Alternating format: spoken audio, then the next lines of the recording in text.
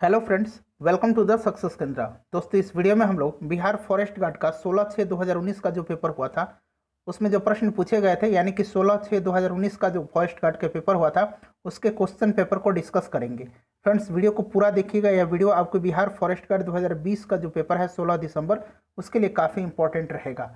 तो चलिए फ्रेंड्स, बिना देरी किए आज का सेशन शुरू करते हैं। वीडियो पसंद आएगी तो उसे लाइक और शेयर जरूर कर दीजिएगा। चैनल पर नए हैं तो सब्सक्राइब कर लीजिए और बेल आइकन को दबा लीजिए ताकि वीडियो के रेगुलर नोटिफिकेशन आपको मिलते रहे। तो फ्रेंड्स, यहाँ पे आप लोग देख सकते हैं कि 16/6/2019 बिहार फॉरेस्ट गार्ड का यह पेपर है। दोस्तों, मैं बता दूं कि इससे पहले हम लोगों ने सेट नंबर 1 से लेकर के 8 तक को कवर किया था और एक प्रीवियस ईयर क्वेश्चन पेपर को भी हमने कवर किया है। तो अगर आपने नहीं देखा है तो देख लीजिएगा। सभी वीडियोज़ का लिंक मैंने इस वीडियो के डिस्क्रिप्शन में दिया हुआ है। तो चलिए फ्रेंड्स, शुरू करते हैं। देखिएगा, पहला प्रश्न पूछा गया है करंट अफेयर से। प्रश्न था कि हाइसिस नामक उपग्रह का प्रक्षेपण किस यान से किया गया था। जिसका प्रक्षेपण जो है नवंबर 2018 में किया गया था। देखिए, पेपर 19 में हुआ था, ये प्रश्न पूछा गया था। इसका सही आंसर है ऑप्शन नंबर 3 PSLV C43 से। ध्यान रखिएगा। अगला क्वेश्चन देखिएगा। इस तरह के प्रश्न आपके एग्जाम में पूछे जा सकते हैं, तो करंट अफेयर्स जब भी आप पढ़िएगा अगर ऐसा प्रश्न आपको मिलेगा तो उसको आप लोग ध्यान रखिएगा। दूसरा प्रश्न पूछा गया कि ऑस्ट्रेलियाई ओपन 2019 महिला एकल विजेता कौन है।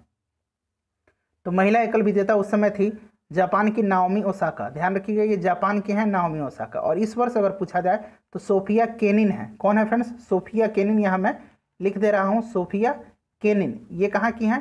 ये अमेरिका की हैं। नेक्स्ट क्वेश्चन देखिए, अगर पुरुष एकल की बात किया जाए तो पुरुष एकल इस वर्ष किसने जीता है? नोवाक जोकोविच ने जीता है। नोवाक जोकोविच कहाँ के हैं? सर्बिया के हैं। नेक्स्ट क्वेश्चन देखिएगा कि लालजी टंडन बिहार के कौन से राज्यपाल हैं। देखिए, उस समय लालजी टंडन बिहार के 29वें राज्यपाल बने थे। ऑप्शन नंबर 1 जो होगा सही आंसर हो जाएगा। और हाल ही में इनकी मृत्यु हो गई है। मृत्यु से पहले ये मध्य प्रदेश के राज्यपाल थे। तो ध्यान रखिएगा, कहाँ के राज्यपाल थे? मध्य प्रदेश के। नेक्स्ट क्वेश्चन देखिएगा कि घातक क्या है। तो देखिए, घातक जो है यह चालक रहित विमान है। ऑप्शन नंबर 4 इस प्रश्न का सही आंसर इसका हो जाएगा। नेक्स्ट क्वेश्चन देखिए। नेक्स्ट क्वेश्चन पूछा गया कि वर्ष 2020 के लिए विश्व की स्थापत्य राजधानी किस शहर को घोषित किया गया है। इंपॉर्टेंट है अभी भी आपके लिए। तो ये किया गया ब्राजील की रियो डी जेनेरो शहर जो है उसी को। ऑप्शन नंबर 2 सही आंसर होगा। नेक्स्ट क्वेश्चन देखिएगा फ्रेंड्स, हिस्ट्री का क्वेश्चन है। प्रश्न पूछा गया है कि महाराजा धीराज की उपाधि अपनाने वाला पहला गुप्त शासक कौन सा था। तो ये था चंद्रगुप्त प्रथम, यानी कि ऑप्शन नंबर 1 जो होगा सही आंसर हो जाएगा, चंद्रगुप्त प्रथम था। ध्यान रखिएगा। चलिए, गुप्त वंश की स्थापना किसने की थी? तो श्रीगुप्त ने किया था। ये भी आप लोग ध्यान रखिएगा। ठीक है फ्रेंड्स। अगला क्वेश्चन पूछा गया कि नील दर्पण नामक पुस्तक किसने लिखी है। तो आप में से सभी को पता होगा कि नील दर्पण पुस्तक जो है यह लिखी गई है दीनबंधु मित्र के द्वारा। ऑप्शन नंबर बी जो होगा इस प्रश्न का करेक्ट आंसर हो जाएगा। अगला क्वेश्चन देखिएगा। नेक्स्ट क्वेश्चन पूछा गया है यहाँ पे कि निकोलो कोंटी नामक इटावली यात्री किसके शासनकाल में भारत आया था। तो देखिए, ये निकोलो कांटी जो था ये इटली का था और यह किसके शासनकाल में आया था ये आपसे पूछा जा रहा है। तो देखिए, यह जो आया था यह देवराय प्रथम के शासनकाल में आया था। ऑप्शन नंबर 1 जो होगा सही आंसर हो जाएगा। देवराय प्रथम जो थे यह विजयनगर साम्राज्य के शासक थे। ध्यान रखिएगा। ठीक है। चलिए, अगला क्वेश्चन देखिएगा। नेक्स्ट क्वेश्चन पूछा गया है यहाँ पे कि अवध के ब्रिटिश साम्राज्य में मिलन के समय अवध का नवाब कौन थे। तो फ्रेंड्स, अवध के नवाब उस समय कौन थे?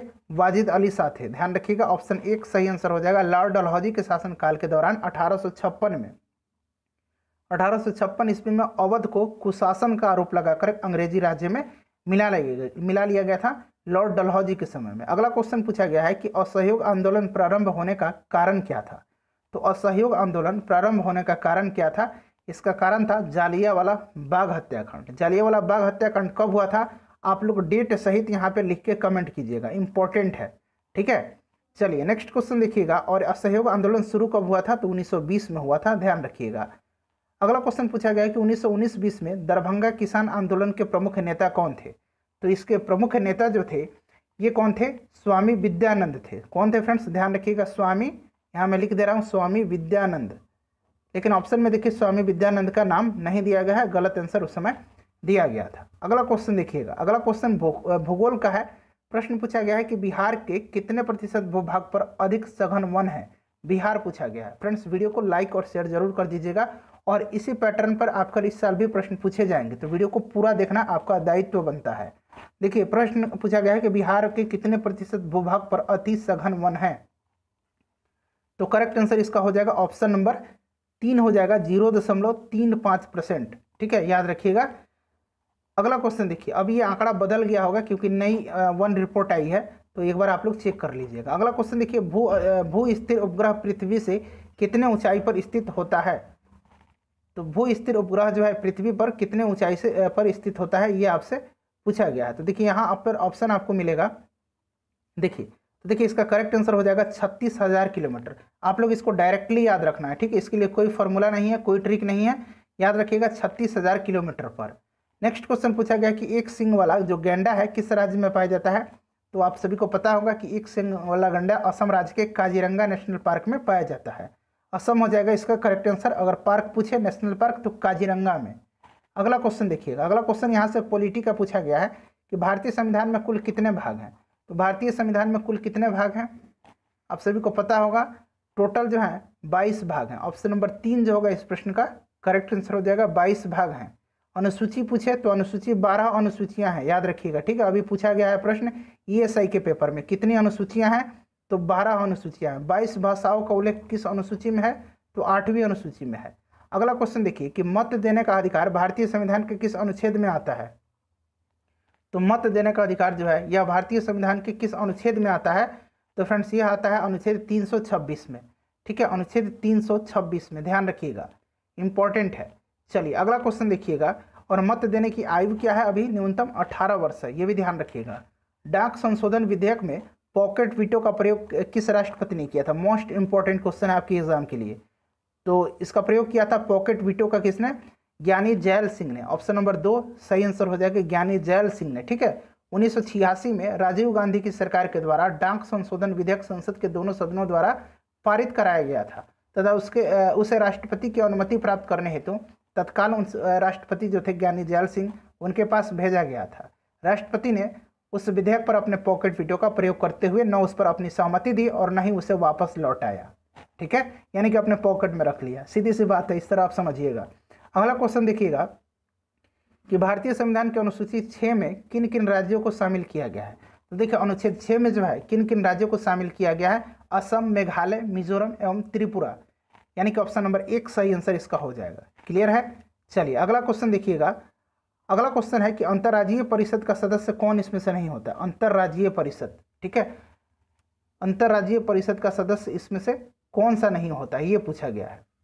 तो संविधान का आर्टिकल 263 में जो है ध्यान रखिएगा अंतर्राज्यीय परिषद के गठन से संबंधित प्रावधान है, ठीक है। और यह जो अंतर्राज्यीय परिषद है यह केंद्र और राज्यों के बीच समन्वय स्थापित करता है। भारत का प्रधानमंत्री जो होता है इसका अध्यक्ष होता है। ध्यान रखिएगा, ये प्रश्न अभी बिहार एसआई मेंस में पूछा गया था, ठीक है फ्रेंड्स। देखिए प्रश्न कहीं ना कहीं घूम फिर के रिपीट हो रहे हैं, तो ध्यान रखिएगा। इसमें जो होता है प्रधानमंत्री अध्यक्ष होते हैं, प्रधानमंत्री द्वारा मनोनीत 6 कैबिनेट मंत्री जो होते हैं इसके सदस्य होते हैं, और सभी राज्यों के मुख्यमंत्री और सभी जो संघ राज्य क्षेत्र हैं जहां मुख्यमंत्री नहीं है वहां के जो लेफ्टिनेंट गवर्नर हैं, प्रशासक हैं, वो यहाँ उसके सदस्य होते हैं। तो सही आंसर इसका हो जाएगा कौन सा? राज्यपाल जो है इसके सदस्य नहीं होते हैं। ऑप्शन नंबर 1 सही आंसर इसका हो जाएगा, ठीक है। उपराज्यपाल इसके सदस्य होते हैं, ध्यान रखिएगा, ठीक है फ्रेंड्स। कौन होता है?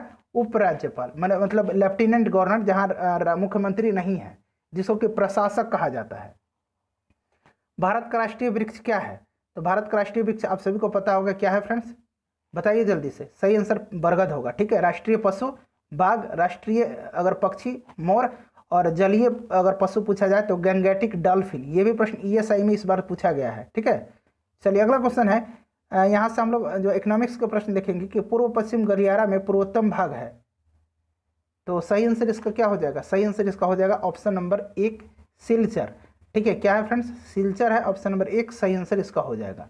नेक्स्ट क्वेश्चन देखिए, नेक्स्ट क्वेश्चन पूछा गया है कि हम्बनटोटा बंदरगाह किस देश में स्थित है? तो हम्बनटोटा जो है यह श्रीलंका में स्थित है, और चर्चा में इसलिए रहा था हम्बनटोटा बंदरगाह क्योंकि यह जो है चीन को इसने लीज पर दे दिया है, ठीक है, ठीक है। चलिए अगला क्वेश्चन देखिएगा। नेक्स्ट क्वेश्चन है कि डेट्रॉयट नामक नगर किस लिए प्रसिद्ध है? तो देखिए डेट्रॉयट नामक नगर जो है यह अमेरिका में है। कहाँ पे है? संयुक्त राज्य अमेरिका में है। और किसके लिए प्रसिद्ध है? तो ऑटोमोबाइल उद्योग के लिए। सही आंसर इसका ऑप्शन नंबर 2 हो जाएगा, ये आप लोग नोट डाउन कीजिएगा। अगला क्वेश्चन पूछा गया कि जनसंख्यांकीय लाभांश होता है, तो जनसंख्यांकीय लाभांश जो है यह क्या होता है? तो यह होता है 15 से 59 वर्ष की कार्यशील जनसंख्या, ठीक है। ध्यान रखिएगा 15 से 59 वर्ष के बीच की जो कार्यशील जनसंख्या है, यानी कि जो कार्य करते हैं, कोई ना कोई अपने जीडीपी में योगदान करते हैं, उसको कहा जाता है। अगला क्वेश्चन पूछा गया है कि बिहार का न्यूनतम जनसंख्या वाला जिला, तो न्यूनतम जनसंख्या वाला जिला जो है वह शेखपुरा है।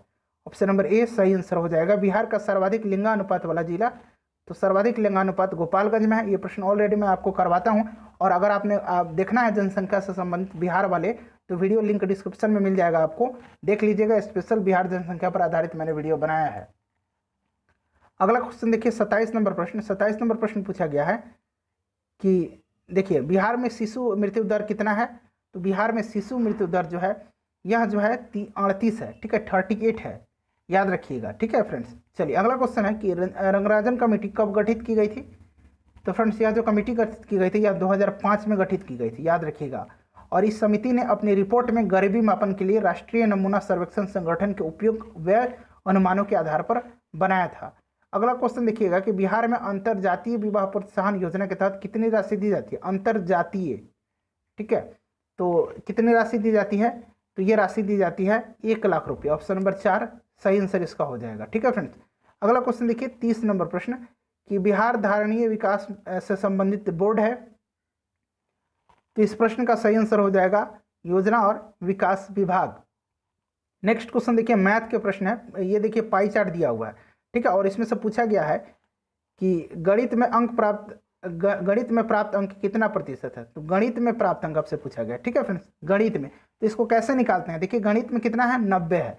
टोटल कितना है, ये पूरा सर्कल का एरिया कितना जो एंगल बन रहा है कितना बन रहा है, 360 डिग्री का बन रहा है, पता है। तो 90 डिग्री और बटर 360 डिग्री, और आपसे परसेंटेज में पूछा गया तो गुना 100 कर दीजिए, 9 चौके 36 यानी कि 4 टाइम्स में, और ये 25 यानी कि 25%, ठीक है, क्लियर है। चलिए दूसरा क्वेश्चन देखिए। दूसरा क्वेश्चन औसत प्राप्तांक कितना है, ये पूछा गया। औसत प्राप्तांक कितना है।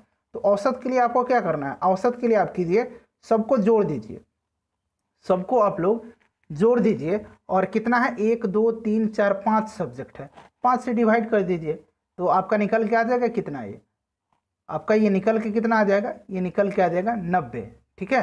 चलिए अगला क्वेश्चन देखिए 90 निकल के आ जाएगा। नेक्स्ट क्वेश्चन 32 नंबर है। 32 नंबर, आई होप कि आप सब कुछ इसी पर आप लोग सॉल्व कर लीजिएगा। 100 अंक किस विषय में प्राप्त हुए हैं। 100 अंक जो है किस विषय में प्राप्त हुए हैं। तो देखिए हिंदी में कितना था, इसको आप लोग सॉल्व कीजिएगा, आसान प्रश्न है ये, ठीक है फ्रेंड्स। देखिए हिंदी में 80 था। कितना था फ्रेंड्स, 80 था। 300/360 टोटल मैंने बताया था 450 जोड़ना है आपको, ठीक है। उसके बाद डिवाइड कीजिएगा तो टोटल 100 आ जाएगा। देखिए 80, 360 का पूरा सर्किल था और 450, ठीक है। तो देखिए कितना निकल के आ जाएगा, ये कट गया, ये 4 दूने 8, 4 9 36, 9 5 45, 50 दूना 100, 100 आ गया। किसका है, हिंदी का है, ठीक है। चलिए अगला क्वेश्चन देखिए। नेक्स्ट क्वेश्चन भी देखिए, यहाँ ये भी ग्राफ है, और इस पर जो है आपको आंसर निकालना है। तीनों कंपनियों के 1994 में औसत निर्यात और 1995 में औसत निर्यात के बीच क्या अंतर है।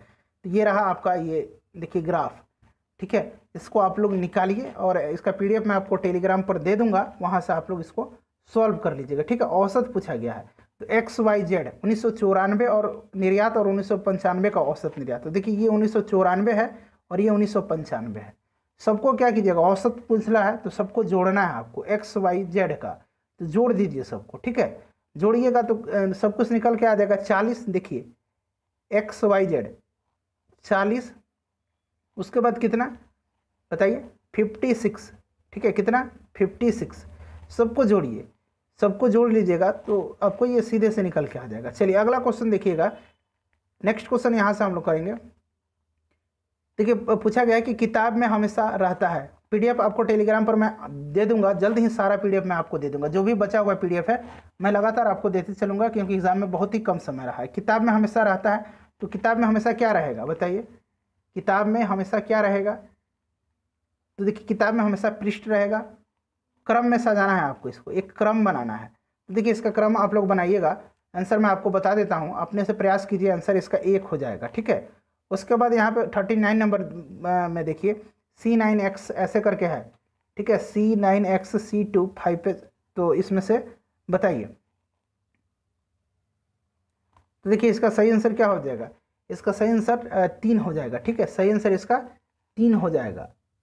चलिए अगला क्वेश्चन देखिएगा कि यदि वाराणसी को इस तरह से लिखा जाता है तो कोलकाता को कैसे लिखा जाएगा, कोलकाता को कैसे लिखा जाएगा। तो देखिए वाराणसी में क्या हुआ है, वी में अगर आप 1 जोड़ते हैं तो क्या आ जाएगा W। उसी प्रकार ए में अब 3 जोड़िए तो कितना, 2 जोड़िए तो ए में 2 जोड़िएगा तो कितना आ जाएगा C आ जाएगा। इसी प्रकार R में 3 जोड़िएगा तो U आ जाएगा। इसी प्रकार एक एक ये बढ़ रहा है। ठीक है, समझ रहा है ना, बढ़ रहा है, एक एक जोड़ते जाना। ठीक उसी प्रकार अब कोलकाता में आपको K में 1 जोड़ना है पहले तो L आ जाएगा, फिर O में 2 जोड़ना है आपको तो क्या आ जाएगा Q आ जाएगा। ठीक है, इस फिर 3 जोड़िए 4 जोड़िए, इसको बना लीजिए। ठीक है, सही आंसर इसका 40 का 1 हो जाएगा। आप लोग बना के देख लीजिएगा, मैं तरीका बता दे रहा हूँ। एक व्यक्ति पूर्व से चलना प्रारंभ करता है और कुछ दूर चलने के बाद दाएं मुड़ता है। ठीक है, पहले पूर्व से चलना प्रारंभ करता है और दाएं मुड़ता है, डायरेक्शन का प्रश्न है।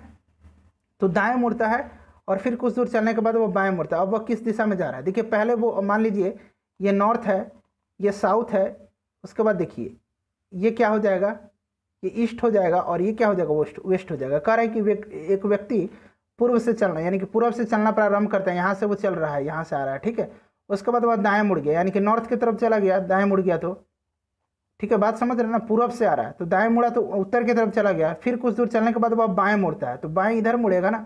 अब उसका मुंह किस दिशा में है, तो इसका मुंह पश्चिम दिशा में है, यानी 41 का सही आंसर क्या हो जाएगा 41 का। देखिए 1 मिनट कहीं गलती हो रही है। कह रहा है कि एक व्यक्ति पूर्व से चलना प्रारंभ करता है। ठीक है, वह पूर्व से चलना प्रारंभ करता है, उसके बाद फिर वह दाएं मुड़ता है। ठीक है, पूर्व से वह चलना प्रारंभ करता है, फिर वो किधर मुड़ जाता है, अपने दाएं मुड़ता है और दाएं मुड़ के बाद कुछ देर के बाद फिर वो बाएं मुड़ता है। देखिए सही है, पूर्व की तरफ घूम जाएगा। सही आंसर इसका 4 हो जाएगा। ठीक है, पूर्व से चलना प्रारंभ करता है। अगला क्वेश्चन देखिएगा, 35 छात्रों में ऊपर से सूरज का 12वां स्थान है तो नीचे से उसका क्या स्थान होगा। तो ये आसान, इसका एक फार्मूला होता है, आप सभी को आई होप कि इसका फार्मूला आपको पता होगा। देखिए मैं बता देता हूँ, इसका फार्मूला जो होता है क्या होता है, टोटल प्लस 1 माइनस 1। ठीक है, मैं देखिए बता देता हूँ इसका टोटल कितना है 35 प्लस कितना जो भी दिया हुआ है उसमें -12 और +1। ठीक है, टोटल उसके बाद जितना दिया हुआ है 12 और -12 और +1। तो देखिए 35 और 12 घटा दीजिए, इसको जोड़ दीजिए, 35 एक 36 हो जाएगा और 36 में से आपको कितना घटाना है 12 घटाना है तो कितना आ जाएगा 24 आ जाएगा। क्लियर है, 24वां स्थान है। अगला क्वेश्चन देखिएगा, समझ जाइएगा, ये आसान प्रश्न है। इसमें से आपको चुनना है कि यहाँ जो क्वेश्चन मार्क है वहाँ पर क्या आएगा, तो करके देखिए। देखिए 4 और 9 जोड़िएगा कितना आएगा 13 आ गया, 15 और 6 जोड़ेंगे तो कितना आ जाएगा 21 आ जाएगा, 35 में 7 जोड़ेंगे तभी तो 42 आएगा, तो 7 इसका आंसर हो जाएगा। अगला क्वेश्चन देखिए, श्रृंखला को पूरा करना है। देखिए किस तरह से कितने आसान रीजनिंग के प्रश्न पूछे गए हैं, देख सकते हैं आप लोग। तो बताइए क्या आंसर हो जाएगा, 6 फिर 12 फिर क्या 21 फिर 32। तो कैसे जा रहा है ये, देखिए 6 प्लस कितना बताइए। अच्छा 6 आया कैसे है पहले ये बताइए। 6 आएगा, 2 का स्क्वायर कीजिए और प्लस 2 जोड़िए, 2 दूना 4 और प्लस 2 6, फिर 3 का स्क्वायर कीजिए, 3 3 9 और फिर यहाँ पे क्या जोड़ना है आपको 3 जोड़ना है तो 12। देखिए एक एक बढ़ रहा है इधर से। फिर देखिए 4 का स्क्वायर कीजिए, 4 चौका 16 और 4 हाँ 4 चौका 16, बताइए क्या हो जाएगा 5 हो जाएगा, 2 3 अब यहाँ 5 हो रहा है। ठीक है, तो 16 5 21। फिर उसी प्रकार देखिए 5 का स्क्वायर कीजिए, 5 25 और 7 32। ठीक उसी प्रकार 6 का स्क्वायर, अब 5 7 फिर 7 के बाद क्या 7 के बाद अब 11 जोड़ना है। ठीक है, 9 नहीं। तो इसी प्रकार इसको जब 11 जोड़िएगा अगले में तो कितना आंसर निकल के आ जाएगा इसका, तो देखिए इसका आंसर निकल के कितना आ जाएगा, इसका आंसर आ जाएगा कितना आ जाएगा 47 आ जाएगा। Option number D correct answer हो जाएगा। नेक्स्ट क्वेश्चन देखिए, एक पैटर्न दिया हुआ है और इस प्रश्न आकृति है, उत्तर आकृति इसमें से निकालना है। तो देखिए इसका सही आंसर जो है ऑप्शन नंबर 3 हो जाएगा 45 का। ठीक है, ऑप्शन नंबर 3 यहाँ पे आप लोग देख लीजिएगा, डायग्राम आपको क्लियर दिख रहा है, ऑप्शन नंबर 3 हो जाएगा। नेक्स्ट क्वेश्चन है, नेक्स्ट क्वेश्चन देखिए ये रीजनिंग का प्रश्न है, इसको आप लोग सॉल्व कर सकते हैं। ठीक है फ्रेंड्स, इसको आप लोग सॉल्व कीजिएगा, सही आंसर इसका 4 हो जाएगा, सही आंसर इसका 4 हो जाएगा। ठीक है, चलिए अगला क्वेश्चन देखिए, संबंध बनाना है Q plus R greater than P plus S। ठीक है, फिर P plus Q greater than R plus S, ये दिया हुआ है एक तरह से, इसमें बताना है। देखिए तो देखिए पहला में दिया है कि क्या पी एस से छोटा है, पी जो है एस से छोटा है, ये पूछा गया है। तो देखिए पी एस से छोटा है, क्या रिलेशन ये बैठ रहा है क्या। फिर उसी प्रकार देखिए पी क्या आर से बड़ा है, क्या ये रिलेशन सही है, एस आर से बड़ा है, सही है क्या, इस तरह से पूछा जा रहा है। ठीक है, तो देखिए क्यू जो है एस से बड़ा है। अगला क्वेश्चन देखिए कि ताश की एक गड्डी में एक पत्ता निकाला जाता है, तो उस पत्ते में इक्का ना होने की जो है संभावना यानी कि प्रायिकता कितनी है। प्रोबेबिलिटी का प्रश्न है, तो टोटल कितने होते हैं, 4 इक्के होते हैं। ठीक है फ्रेंड्स, और कितने जो है कार्ड होते हैं, तो 52 कार्ड होते हैं। तो देखिए 1/13 यहीं तो प्रायिकता है, यानी कि 1/13। ठीक है, तो सही आंसर इसका देखिए 1/13 हो गया, ये 1/13। उसके बाद इक्का ना होने की अब कह रहा है। ठीक है, 1/13 में से 1/13 घटा दीजिए, 1 से 1/13 घटा दीजिएगा तो कितना निकल के आ जाएगा, 12/13 आ जाएगा, यानी कि ऑप्शन 1 सही आंसर हो जाएगा। समझ गए, 4 इक्के होते हैं, टोटल कार्ड कितने होते हैं, 52 होते हैं। तो काट दीजिए, 13 चौका 52, 1/13। एक ही कार्ड निकाला गया है, तो 1 में से अगर इसको घटा दिया जाएगा तो 12/13 इसका आंसर आ जाएगा। उसके बाद देखिएगा पूछा गया है कि 9, 10, 12, 15 से पूर्णतः विभाजित होने वाली सबसे छोटी संख्या कौन सी है। तो इसका आप लोग लौसा निकालिए, लौसा निकालने तो आता होगा ना, 180 निकल के आएगा लौसा। ठीक है, ऑप्शन नंबर 3 सही आंसर हो जाएगा। दो संख्याओं का अंतर 26 है, बड़ी संख्या छोटी संख्या से तिगुनी है, तो बड़ी संख्या क्या होगी। अगर ये आपको नहीं बनाने आएगा तो फिर क्या बनाने आएगा। ठीक है, 3 गुना है। उसके बाद कहा जा रहा है कि दोनों का अंतर 26 है। अब इसको सॉल्व करने आपको नहीं आएगा, एक्स वाई को सॉल्व कीजिए और आंसर निकालिए। सही आंसर इसका बड़ी संख्या मैं बता दे रहा हूँ 39 हो जाएगा। ऑप्शन नंबर बी सही आंसर इसका हो जाएगा। वैसे पीडीएफ में दे दूंगा आपको, वहाँ सब कुछ सॉल्व करके दिया हुआ रहेगा। नेक्स्ट क्वेश्चन देखिए कि 83 से पूर्णतः विभाजित 6 अंकों की सबसे बड़ी संख्या क्या है। तो 6 अंकों की सबसे बड़ी संख्या, तो 6 अंकों की सबसे बड़ी संख्या 1, 2, 3, 4, 5 यही है ना, 6 अंकों की सबसे बड़ी संख्या। ठीक है, 6। ठीक है, अब इसमें 83 से आपको भाग देना है। क्लियर है, भाग दीजिएगा तो आपको पता चल जाएगा। चलिए अगला क्वेश्चन देखिएगा, सही आंसर इसका क्या हो जाएगा, सही आंसर इसका ऑप्शन नंबर 3 हो जाएगा। ठीक है फ्रेंड्स, सही आंसर इसका 3 हो जाएगा। 15 शेषफल आएगा, तो जब 15 शेषफल जब आएगा आप भाग कीजिएगा तो अभिष्ट संख्या जो है 6 को 9, उसमें से आप लोग 15 घटा दीजिएगा, वहीं तो आंसर आ जाएगा। अगला क्वेश्चन देखिए, कह रहा है कि एक समकोण समद्विबाहु त्रिभुज का क्षेत्रफल 200 मीटर दिया हुआ है। ठीक है, उसके बाद कहा गया कि उसका विकर्ण कितना होगा। तो समकोण समद्विबाहु है, तो समद्विबाहु मतलब कि दो उसका भुजा बराबर होगा, और समकोण भी है, इस बात को भी ध्यान रखना है। तो कितना हो जाएगा ये इसका क्षेत्रफल। अच्छा, क्षेत्रफल कितना होगा बताइए, 1/2 समकोण है, आधार गुना शीर्षम, आधार और ये तो बराबर होगा ना, यही दो भुजा बराबर होगी समकोण में, या तो बेस होगा और या तो लंब होगा। देखिए, या तो ये बराबर होगा, ये दोनों बराबर, ये तो कभी बराबर नहीं होगा, ये तो हमेशा बड़ा होगा। तो इसका क्या हो जाएगा, 1/2 आधार x है और वो भी x है, इक्वल टू दिया हुआ है यहाँ पे 200, यही दिया हुआ ना। अब इसको आप लोग सॉल्व कीजिएगा तो ये कितना आ जाएगा, x² आ जाएगा, और ये इधर चला जाएगा तो ये 400 हो जाएगा। x इक्वल टू कितना हो जाएगा, x इक्वल टू 20 आ जाएगा। ठीक है, अब कर्ण निकाल लीजिए, x यानी कि दोनों 20 हो गया, लंब भी 20 आ गया और आधार भी 20 आ गया, तो कर्ण निकाल नहीं लीजिएगा, लंब स्क्वायर प्लस आधार स्क्वायर, तो 20 का स्क्वायर प्लस 20 का स्क्वायर, तो रूट अंडर कितना आ जाएगा, 800 आ जाएगा। रूट अंडर 800 को जब बाहर निकालिएगा तो रूट अंडर 800 को कैसे बाहर निकालिएगा, निकाल के देखिए 20 बाहर आ जाएगा और अंदर √2 आ जाएगा, यहीं तो निकल के आ जाएगा सेंटीमीटर आंसर, 20√2 सेंटीमीटर।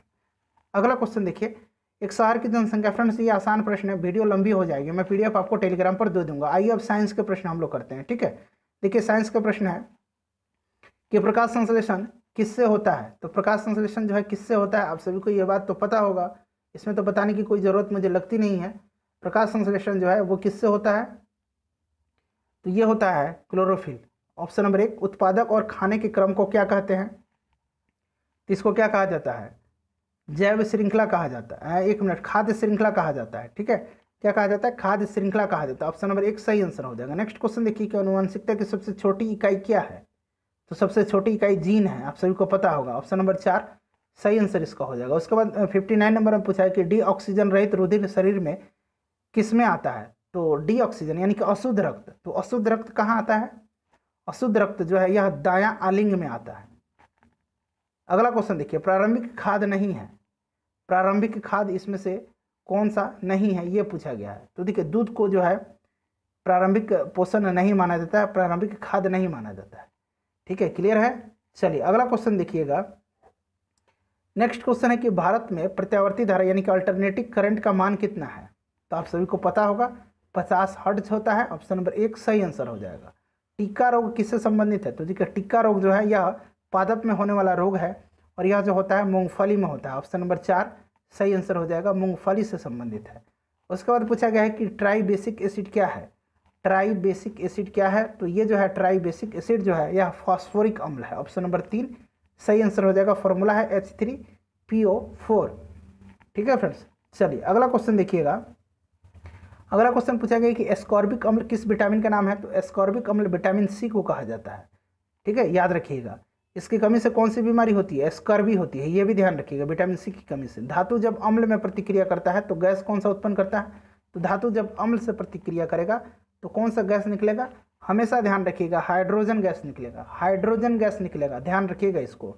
बिल्कुल बेसिक प्रश्न पूछा गया है। इलेक्ट्रॉनिक्स विन्यास 287 वाला अधातु तत्व कौन सा है? ये अधातु है। ठीक है, तो 2, 8, 10 और 7 17, यानी कि 17 किसका होता है? क्लोरीन का होता है। आप सभी को पता होगा अधातु भी कहा गया है, क्लोरीन होगा। ऑप्शन नंबर 2 सही आंसर इसका हो जाएगा। अगला क्वेश्चन देखिएगा कि जाइलम का कार्य क्या है। तो जाइलम ज से जाइलम और ज से जल, तो ये जल का संवहन करता है। फ से फ्लोएम और फ से फूड, फूड मतलब भोजन, तो ये भोजन का संवहन करता है। इस तरह से याद रखिएगा। रासायनिक परिवर्तन इसमें से कौन सा नहीं है? तो देखिए इसमें से रासायनिक परिवर्तन का मतलब क्या है कि रासायनिक परिवर्तन मतलब फिर से उसको दोबारा उसी रूप में प्राप्त नहीं किया जा सके। पानी उबलेगा तो गैस बनेगा, फिर पानी वापस आ जाएगा। कागज जलेगा तो फिर वापस आएगा क्या? बताइए, वापस आएगा कागज जल करके? दिमाग लगाइए थोड़ा सा। नहीं आएगा। ठीक है, दूध का खट्टा होना ये भी नहीं है, कोयला का जलना ये भी नहीं है। ठीक है, ठीक है, पानी का उबालना जो है यह जो है फिर से वापस लाया जा सकता है। तो यही जो है रासायनिक अभिक्रिया नहीं है, बाकी सारे रासायनिक अभिक्रिया हैं। H2SO4 का एटोमिसिटी पूछा गया है। ठीक है, परमाणुकता कितनी होती है H2SO4 की? तो फ्रेंड्स ये होती है 7। याद रखिएगा कितनी होती है? 7 होती है। आप लोग जरूर ध्यान रखिएगा। अगला क्वेश्चन देखिए, साबुन का सह उत्पाद है। तो साबुन का सह उत्पाद इसमें से क्या है? यह है ग्लिसरॉल। ठीक है, ग्लिसरॉल इसका सह उत्पाद है। नेक्स्ट क्वेश्चन है कि इनमें से सही कथन चुनना है। द्रव्यमान हमेशा स्थिर रहता है जबकि भार बदलते रहता है। बताइए सही है या गलत है? बिल्कुल सही है, द्रव्यमान कभी नहीं बदलता है, भार बदलता है। याद रखिएगा, दे दिया रहेगा कि किसी वस्तु का द्रव्यमान 600 है, 600 kg पृथ्वी पर है तो चंद्रमा पर कितना हो जाएगा? तो भार द्रव्यमान हमेशा वहीं रहेगा, कभी चेंज नहीं होगा, भार बदलता रहता है। अगला क्वेश्चन देखिए कि गिलास में पानी पर बर्फ तैर रही है, यदि बर्फ पिघल जाए तो आयतन पर क्या प्रभाव पड़ेगा? देखिए जब बर्फ पिघल जाती है तो आयतन जो है यह वहीं रहेगा, कोई परिवर्तन उसमें नहीं होने वाला है। यह प्रश्न बार बार पूछा जाता है। ठीक है, तो आप लोग इसको जरूर ध्यान रखिएगा। अगला क्वेश्चन देखिएगा 73 नंबर कि मध्य कान में इनमें से कौन सी हड्डी नहीं पाई जाती? तो कान में देखिए मैलियस, इनकस और स्टेपस, ये 3 हड्डियां पाई जाती हैं। ध्यान रखिएगा, एक कान में 3 हड्डी ये तीनों और दूसरे कान में 3 हड्डी, तो 3 3 कितना होगा? कान में 6 हड्डियां पाई जाती हैं। ये जो हैमेट है ये कान की हड्डी नहीं है, ध्यान रखिएगा, हैमेट कान की हड्डी नहीं है। अगला क्वेश्चन पूछा गया फ्रेंड्स, वीडियो को लाइक और शेयर जरूर कर दीजिएगा। पृथ्वी पर किसी वस्तु का पलायन वेग चंद्रमा पर उस वस्तु के पलायन वेग से कितना होता है? तो ये अधिक होता है। ठीक है, अधिक होता है। पृथ्वी पर कितना होता है? 11.2 किलोमीटर पर सेकंड, याद रखिएगा। और चंद्रमा पर अगर बात किया जाए तो चंद्रमा पर कितना होगा उस वस्तु का? 2.4 किलोमीटर पर सेकंड होता है। अगला क्वेश्चन देखिएगा कि 18 कैरेट सोना का प्रतिशत क्या है? तो 18 कैरेट में 75% है। ठीक है, यहाँ से आप लोग निकाल सकते हैं। टोटल कितना होता है? 24 कैरेट होता है। आपको दिया कितना? 18 कैरेट गुना 100 कर दीजिएगा तो आपको निकल के आ जाएगा ये 75%। ठीक है, चलिए अगला क्वेश्चन देखिएगा, लोहा का गैल्वेनीकरण यानी कि गैल्वेनाइजेशन में कौन सी धातु प्रयुक्त होती है? तो मैं बार बार इस क्वेश्चन को बताया हूँ, किस धातु का होता है? यह होता है जिंक धातु का। ऑप्शन नंबर 3 सही आंसर हो जाएगा। ठीक है, ध्यान रखिएगा। 77 नंबर देखिए, 77 नंबर पूछा गया है कि सबसे पहले किस जीव को अंतरिक्ष में ले जाया गया था? तो सबसे पहले किसको भेजा गया था? आदमी, चूहा, बंदर, कुत्ता? बताइए। तो सबसे पहले जो है कौन गया था? आदमी तो गया ही था अंतरिक्ष में, कुत्ता गया था पहले। ठीक है, सबसे पहले अंतरिक्ष में कौन सा जीव गया था? कुत्ता गया था 1957 में। चलिए अगला क्वेश्चन देखिएगा, उस कुत्ता का नाम क्या था? लाइका नाम था, ये भी पूछा जाता है। ध्वनि तरंगे नहीं चल सकती हैं, तो ध्वनि तरंगे जो हैं यह नहीं चल सकती हैं निर्वात में।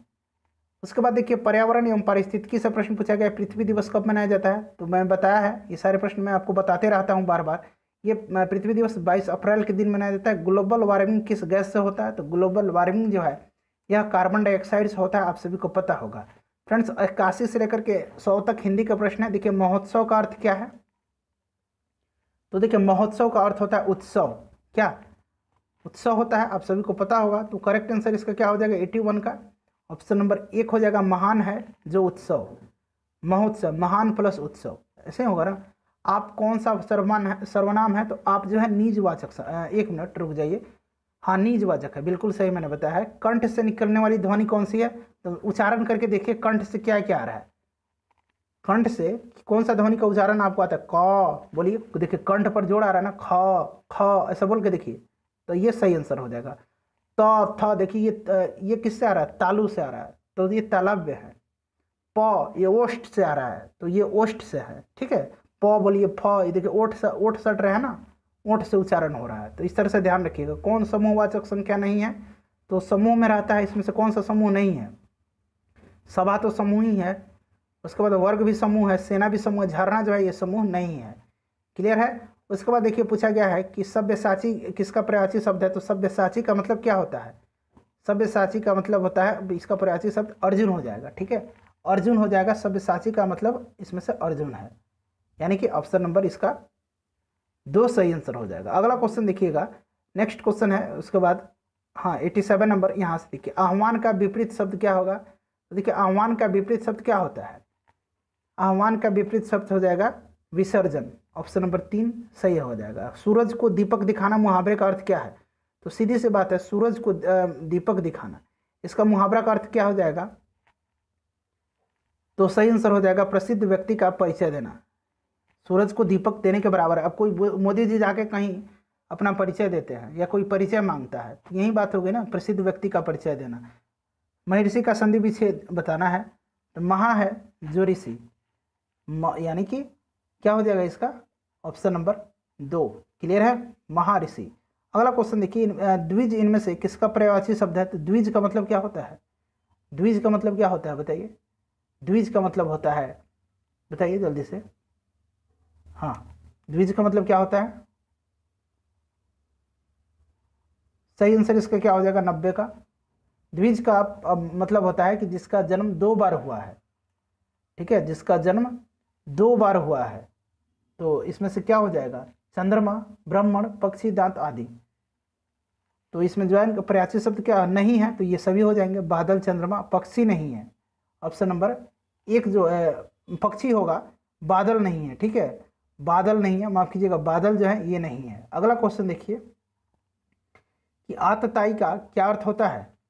तो आतताई का अर्थ आपसे पूछा जा रहा है, तो बताइए आतताई का क्या अर्थ होता है? इसका अर्थ होता है जो अत्याचार करता हो। इनमें से किस समूह के सभी शब्द शुद्ध लिखा गया है? सभी शब्द शुद्ध शब्द पढ़ना है आपको। प्रकृति, पुनर्जन्म, ये तो गलत लिखा हुआ है। भर्त्सना, बलिष्ठ, प्रकृति, पुनर्जन्म, यहाँ तक तो सही है। भर्त्सना, बलिष्ठ, हाँ। तो देखिए इसमें से सही क्या हो जाएगा? तो बिल्कुल जो है दूसरा सही लिखा हुआ है। मैंने बताया ना कि देखिए पुनर्जन्म ऐसे लिखा जाता है।